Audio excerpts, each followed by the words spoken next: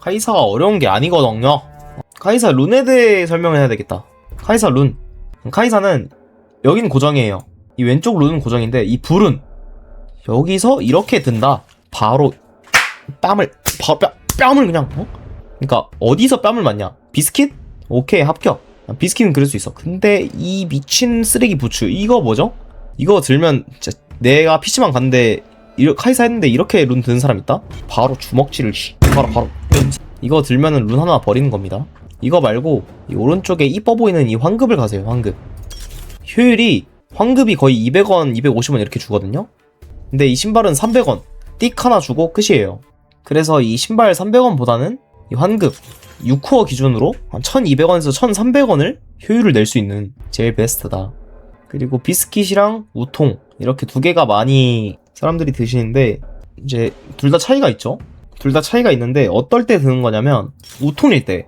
우통은 이제 서포터를 제외시킨다고 가정하에 11읍 e스포춘 같은 약간 초반에 DPS가 낮은 원딜을 만났을 때 약간 오늘 상대편 원딜에게 임자를 만나게 해주겠다. 이 새끼 면상 내가 깨부수겠다. 우통을 드는 게 맞고요. 이제 아니다. 상대 조합을 봤더니 이제 애쉬 세라핀, 이즈 카르마 뭐 이런 미친 다포탑 전차 같은 또라이 조합이 나온다. 그러면은 비스킷 들고 바로 포탑이랑 뽀뽀하고 있으시면 정글이 와줄 거예요.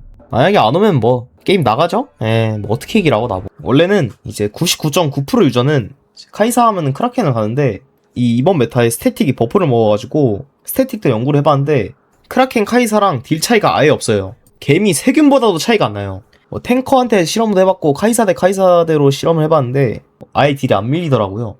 이제 풀템을 기준으로 왼쪽에 있는 스태틱 카이사는 주문력이 636인데 이제 오른쪽에 있는 크라켄 카이사는 주문력이 577이어서 주문력이 60 정도 차이가 나죠잉? 그리고 카이사는 이 수학의 낫을 필수로 가야 됩니다. 이 수학의 낫을 왜 가야 하냐? 수학의 낫이 크라켄과 곡괭이를 가면은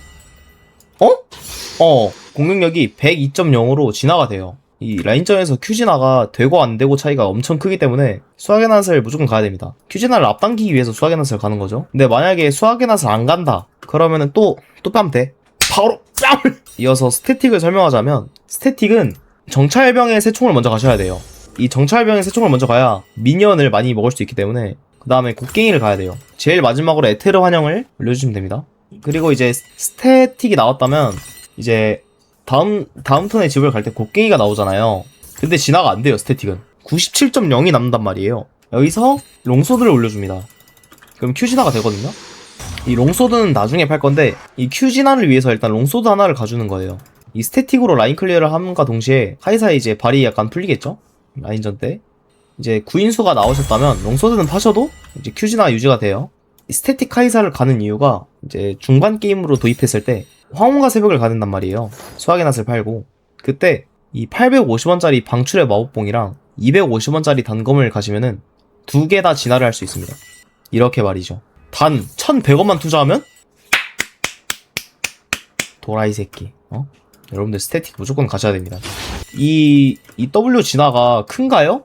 진짜 엄청 큽니다. 그러니까 이 W 진화를 하는 궁극적인 이유가 진화를 하면은 W가 3타가 채워집니다. 카이사의 패시브인 이 플라즈마가 중첩을 3회 적용하기 때문에 사실상 850원으로 W 진화를 도움을 줄 수 있다.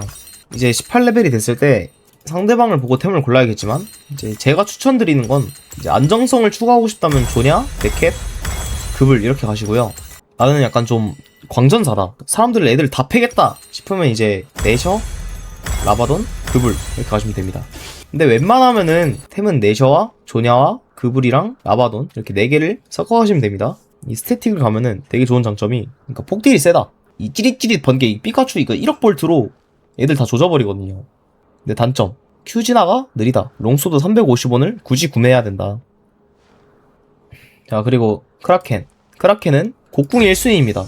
이게 곡궁이 기본 공격 시 15 추가의 물리피해를 주기 때문에 이게 엄청 좋거든요. 그 다음에 온기가 필요한 자의 적기 아니면은 상대에 약간 블리츠 크랭크 이런 게 있다 그러면은 꽁지깃 이거 가시면 됩니다. 이 꽁지깃이 은근 맛돌이에요. 이동속도 4%가 달려있기 때문에 이 크라켄이 나오고 곡괭이를 뽑아주시면 큐진화가 바로 돼요. 근데 이게 7레벨일 때는 안 되고 8레벨부터 큐진화가 돼요. 이 크라켄의 장점이 이거예요. 이 곡괭이만 뽑아줘도 바로 큐진화가 됩니다. 그리고 크라켄의 장점 두 가지. 구인수를 뽑으면 바로 2 진화가 됩니다. 이렇게 2 진화가 되죠.